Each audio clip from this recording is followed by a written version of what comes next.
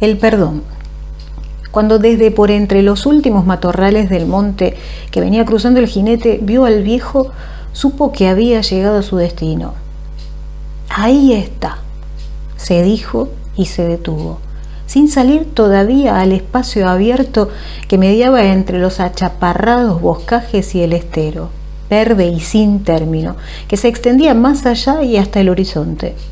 Su monta era uno de esos ruines caballejos de las lechiguanas donde resultaban por entonces inútiles otros de mejor estampa. En esas tierras surcadas por canales y riachos y cridadas por lagunas y esteros casi no se cabalga.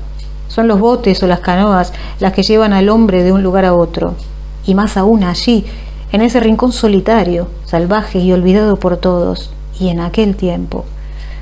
El jinete, en cambio, era joven, de miembros fuertes, largos y ágiles, y piel bronceada por el sol, que venía de muy lejos, tal vez del norte, porque se protegía las piernas con anchos guardamontes, como lo hace la gente que debe andar a caballo entre espinares. Se le veían las botas y el chiripá embarrados, la chaqueta a la andaluza y el sombrero de panza de burro y con barboquejo descoloridos por la intemperie, que se sabía en tierras peligrosas y sin ley, lo decían sus armas. Una vieja carabina Springfield 45-70 y un grueso revólver de 10 tiros, rezagos quizá de la guerra del norte contra el sur, vendidos luego a la turbulenta Sudamérica. Las de fuego y las blancas, un cuchillo de trabajo ancho y fuerte, terciado atrás, y un largo facón de pelea hecho de hoja de sable bajo las caronas.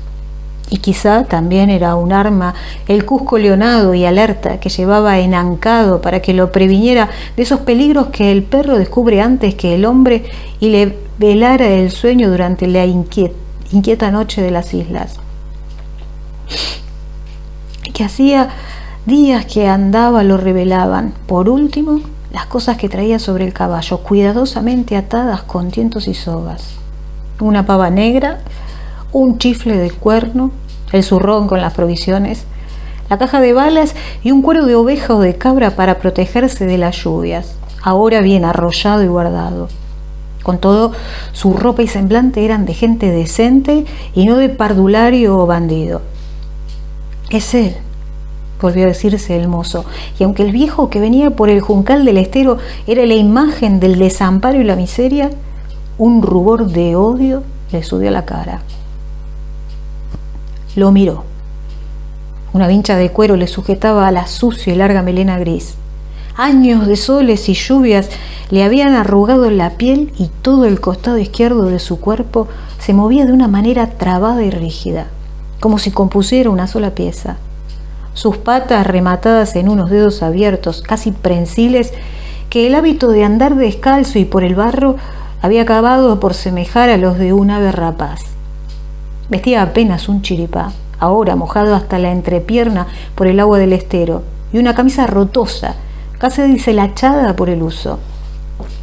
Sobre el hombro inválido cargaba la nutria de río que acababa de cazar, cuyo pelaje brillaba suavemente bajo los últimos resplandores del poniente de estío. Los brazos y las manos del viejo mostraban cicatrices y costurones, huellas de las uñas y los dientes de esas criaturas que defienden con fiereza su libertad y su vida. Solo una multiplicada adversidad o el peor de los miedos podía haber condenado a ese viejo a vivir en ese remoto rincón de las islas, desdeñado hasta por la mala gente, asesinos, cuatreros, desertores o presidiarios fugitivos, con más algún aventurero ávido de un albedrío sin límites, que la poblaba. La tarde concluía. El crepúsculo lento, ardiente y azul empezaba a desdibujar los contornos y en el silencio no se escuchaban más que los píos y chillidos de los pájaros que volvían a sus nidos. El distante alertar de los chajáes y los teros y el croar de las ranas y los sapos, ese milenario coro de las islas que nunca cesa y que parece surgir a la vez de todas partes y de ninguna. Indiferente y sin advertir que lo miraban, el viejo salió por fin del juncal. Como todos los días venía de armar sus trampas para la noche. cuando las nutrias salen a cazar peces y de recoger las presas de la anterior, como lo era esta, espléndida y ya exánime que llevaba al hombro. El jinete imaginó sin esfuerzo la vida que pasaba el nutriero. Aislado en esa soledad, subsistía con lo que cobraba del estero y el monte, viajando de tanto en tanto hasta la costa del río para cambiar sus pieles por ginebra y tabaco y alguna que otra prenda a algún acopiador. Por canales y riachos y en bote, la travesía le demandaría 4 o 5 días, pero en las islas el tiempo no contaba. Cuando una tras otra todas las jornadas son siempre las mismas, acaban por componer un transcurso cuyo principio se ha olvidado y cuyo término ya no importa. El hombre se hermana con las larvas y las hierbas en algo parecido a un sueño que se vive despierto o a una existencia que sueña dormido. Cuando el viejo se acercaba ya a su refugio, un rancho misérrimo, una tapera roída por la humedad del contorno, cuyo desidioso techo de paja podrida se confundía con los pajonales, el perro le ladró y enseguida el jinete, desemboscándose, se le mostró. Tardó un momento el nutriero en adivinar quién era el recién llegado y no bien lo hizo, intentó retroceder, con torpeza y en vano. «¡No huyas, Sosa!», gritó entonces el mozo alcanzándolo. «He venido a matarlo». Los dos quedaron frente a frente, el mozo ecuestre y armado, y el viejo a pie, temblando, pero sin resistirse y entregándose a un destino quizá largamente previsto. El sedoso cuerpo de la nutria resbaló de su hombro y cayó al suelo haciendo un chasquido blando y raro. «Vos sos, sí, yo soy Benicio, el hijo mayor de don Juan Oviedo». Nutriero termulaba como si tuviera fiebre, y la mirada que sus ojos arcos fijaron en el mozo fue tan vacía como la de un muerto, sin duda porque al oír esos nombres había retrocedido en el tiempo con toda su memoria hasta dar con los antiguos hechos que lo empujaron a esconderse como una fiera en esa rinconada de las islas. 20 años atrás, Juan de Oviedo y él, Pedro Sosa, primero amigos desde la infancia y luego camaradas de la guerra del Paraguay, arrendaron a medias un campo en Salta para tratar de prosperar trabajándolo juntos. Una noche en que Juan de Oviedo estaba lejos, fatalmente movido Sosa por una pasión que hasta ahí había sofocado y enceguecido por el vino, la ocasión y la brama, trató de tomar por la fuerza a la mujer de su amigo. Como ella se resistió con denuedo, desprecio y furia, le degolló ante sus ojos al menor de sus hijos y enseguida la mató a puñaladas. Si los otros 3 hijos de Juan de Oviedo se salvaron, fue porque la tranca del cuarto donde estaban resistió a la furia del asesino y porque los fieles perros de la casa se le echaron encima. Después, Sosa huyó. Juan de Oviedo se vio así ante 2 deberes: el perentorio de atender y criar a sus 3 muchachitos, el mayor de los cuales, Benicio, solo tenía 5 años, y otro, de cumplimiento diferido en el tiempo, pero igualmente ineludible para él, y hacer por su mano la justicia que ni la policía ni los jueces alcanzaron a darle. Porque en efecto, y aunque lo persiguieron con tenacidad, Sosa burló a todos con la astucia de las alimañas del monte, borrando y enredando sus pasos, cambiando de nombre o de apodo, escondiéndose en cuevas y breñales, y finalmente en algún lugar desconocido, del cual solo sabían que caía hacia el sur. Juan de Oviedo siguió empero rastreando alguna señal, alguna huella, durante años, y a medida que sus hijos se hacían hombres, los sumaba a la búsqueda tomándole formal juramento de venganza, hasta que finalmente fueron 4 los varones que, encendidos de justo odio, solo esperaban que algún indicio los llevara hasta Sosa para darle muerte. Inter nacía allá en las islas, en una de sus rinconadas más salvajes y lejanas, perdido en los esteros más solos y desnudos, un cazador sin nombre, un refugiado hosco y sombrío, aunque solo 2 o 3 hombres, entre ellos el acopiador de pieles de la distante ribera del Paraná, conocían por su oficio. El nutriero, primero. El viejo nutriero andando el tiempo y como el rengo cuando la enfermedad lo baldó a medias. Y así, escondido sin nombre y de lo que recogía del estero, había vivido hasta ese momento en que ante el hijo de Juan de Oviedo volvía a ser Pedro Sosa, el mal amigo, el vil traidor, el asesino impune de una mujer y un niño. No tenga miedo, Sosa, dijo el mozo con desdén y asco. Ya le avisé que no vengo a matarlo como usted se merece. Vengo por otra cosa y óigame. El viejo escuchó en silencio, desconcertado hasta el pasmo y sin dejar de temblar. Lo que le dijo Benicio brevemente, porque no era hombre de muchas palabras, ni el otro merecía más. Un día Juan de Oviedo se había sentido muy enfermo, y aunque no era hombre de ir a misa, tenía fe y llamó al cura.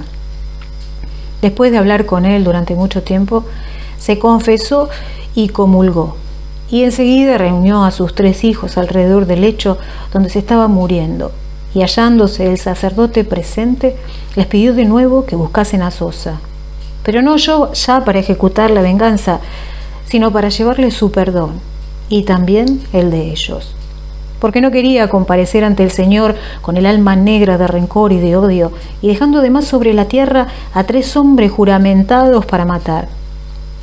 Benicio y los 2 menores le prometieron que así lo harían, y una paz casi resplandeciente se hizo en el corazón de Juan de Oviedo, que murió al amanecer del día siguiente murmurando los nombres de la finada y el inocente degolladito. Más que por señas o por rastros casi perdidos en la memoria de las gentes, fue por mínimas adivinaciones que los 3 hermanos, recogiendo lo que pudieron recoger aquí y allá en pueblos y lugares del sur, coligieron por fin el rumbo que 20 años atrás había tomado Sosa y que parecía perderse en las islas. Por fin un día tuvieron la casi certeza de que un viejo nutriero rengo que de cuando en cuando caía por los acopiadores de la costa para cambiar sus pieles por alcohol debía de ser Pedro Sosa. Los prudentes trataron de disuadir a los hermanos.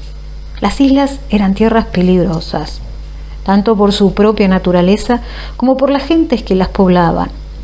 Era una temeridad, una quijotada, una locura aventurarse en ellas sin más propósito que llevar el perdón a un asesino que merecía 1000 veces la muerte. Pero los hijos de Juan de Oviedo desecharon esos buenos consejos.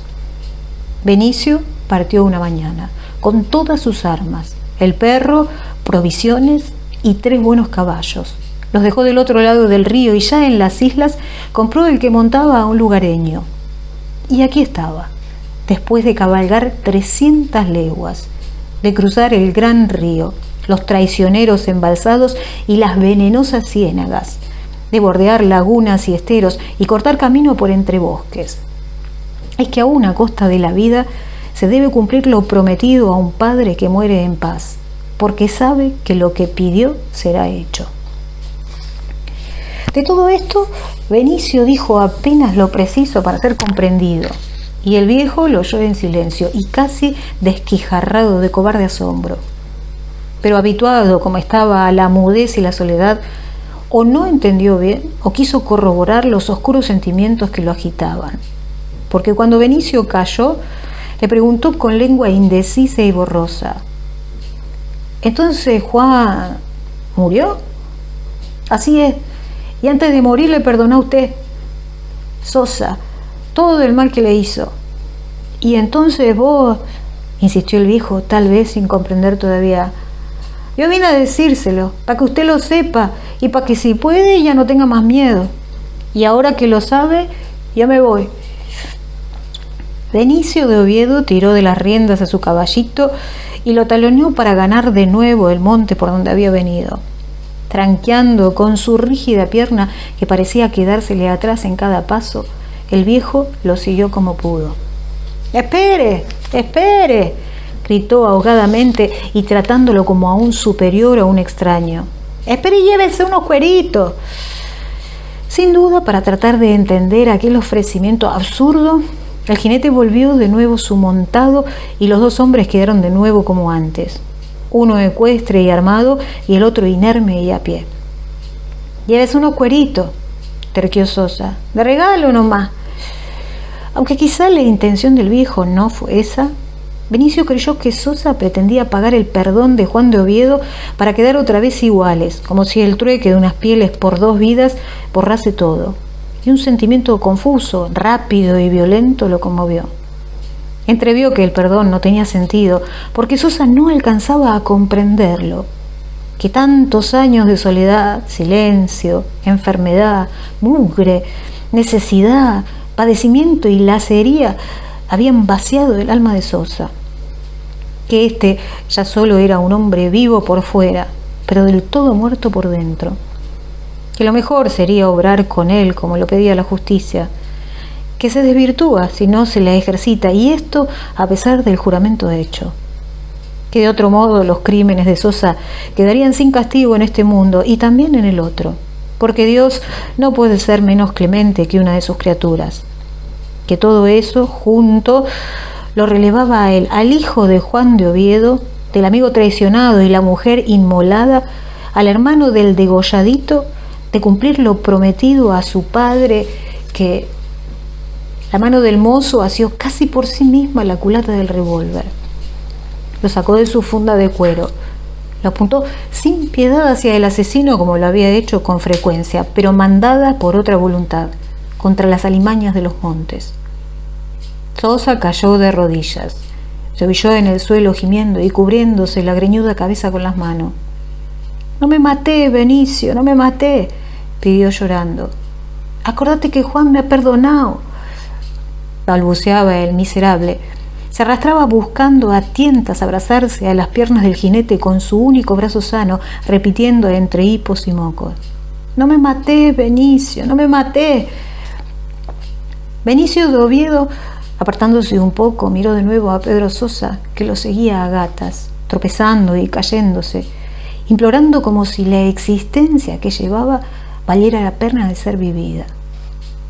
Y entonces pensó que no, que lo primero, él solo era el portador de la voluntad de su padre muerto, cuyo designio ya nada podía cambiar, que como ahora lo veía una mano invisible y todopoderosa, había hecho justicia condenando a Sosa a una soledad peor que la de las bestias, porque éstas alguna vez se juntan, por lo menos el macho con la hembra, al lisiarlo para hacerle la vida todavía más dura y más difícil, a no darle ni siquiera ese ciego momento de coraje que necesitan los desdichados para matarse, al someterlo a la constante espera de los vengadores, recelando hasta de una simple alerta de los teros, espiando los riachos antes de aventurarse en un horcajón, escondiéndose entre los juncales a la menor alarma, y esto durante tantos años que el alma entera se la había derrumbado, como ahora él, Benicio, lo comprobaba. Sí, existían cosas que ni él, ni sus hermanos, ni su padre con lo aprendido en la vida, ni el cura con todos los libros que habría estudiado y las confesiones que habría escuchado, ni siquiera alguien que supiera más que ellos en conjunto acerca del corazón del hombre, podía resolver. Porque en tales cuestiones el bien y el mal se muestran tan inextricablemente entrelazados que solo una inteligencia infinita y eterna es capaz de distinguirlos y de obrar en consecuencia. «Dios sabrá», exclamó Benicio, volviendo el revólver a la cintura. «Dios sabrá y que Él lo perdone, Sosa». Enseguida, volviendo la espalda al viejo, que seguía arrodillado y llorando, el mozo se internó de nuevo en el monte que parecía incendiado por el ocaso, rumbo al gran río que separaba las bárbaras islas de las otras tierras. Adolfo Pérez Elaski.